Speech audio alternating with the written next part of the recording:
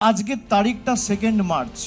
আমরা কিছু ভেবে আজকের তারিখ হয়তো ঠিক করিনি। আমরা হঠাৎ করে ঠিক করলাম, আমার কাছে যখন রাজ্যের তরফ থেকে একটা প্রস্তাব দেওয়া হয় যে এমন একটা কর্মসূচি আমরা করব যেখানে প্রত্যেকটা বিধানসভা থেকে 10 জন 15 জন করে প্রতিনিধিদের আমরা ডাকবো এবং তপশিলি সংলাপ যে দলের কর্মসূচি যেটা আজকে ঘোষণা করা হবে। তো আমি বললাম ঠিক আছে, তাহলে মার্চের 2 তারিখ করে দেওয়া হোক। আমার সকালবেলা একটা মেসেজ এলো, আমাকে একজন মেসেজ করে জানালো যে আজকের দিন 1930 সালে, মানে আজ থেকে প্রায় 96 বছর আগে, বি.আর. আম্বেদকর মহারাষ্ট্রে একটা নাসিকে মন্দির ছিল, কালা রাম মন্দির। মূর্তিটা কালো পাথর দিয়ে তৈরি করা হয়েছিল বলে সেই মন্দিরের নাম ছিল কালা রাম মন্দির। তৎকালীন ব্রিটিশদের পুলিশ এবং কিছু হিন্দু ধর্মের প্রতিনিধি বা মৌলবাদী হিন্দু যারা, তারা এসসি সম্প্রদায়ের মানুষদের সেই মন্দিরে ঢুকতে দিত না।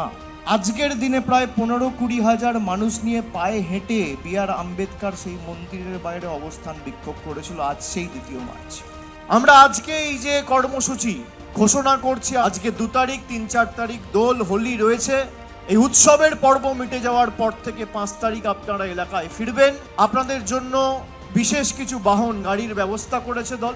সেই গাড়িতে আপনারা আগামী 2 মাস প্রচার করবেন। প্রত্যেকটা গাড়িতে 3 জন 4 জন 5 জন করে প্রতিনিধিরা থাকবেন এবং আগামী 2 মাস আপনাদের এই প্রচার চালাতে হবে। সবাইকে কিছু বুকলেট দেওয়া হবে। আপনারা বিভিন্ন গ্রামে যাবেন, এলাকায় যাবেন এবং সেখানে গিয়ে আমাদের যে সরকারের সাফল্য এবং বিজেপির ধারাবাহিক অত্যাচার এসসি এসটিদের উপর, এগুলো পুঙ্খানুপুঙ্খভাবে আপনাদের তুলে ধরতে হবে। প্রায় 84টি বিধানসভা এমন রয়েছে যেগুলো এসসি এসটি সংরক্ষিত। এই 84টি বিধানসভার দায় দায়িত্ব আপনাদের কাঁধে তুলে নিতে হবে যে এখানে একটা গ্রাম, একটা অঞ্চল, একটা বুথে যদি কেউ বিজেপির পক্ষে ভোট দেয়, তাকে গিয়ে বোঝাতে হবে যে বিজেপিকে ভোট দেওয়া আর খাল কেটে কুমির আনা এক।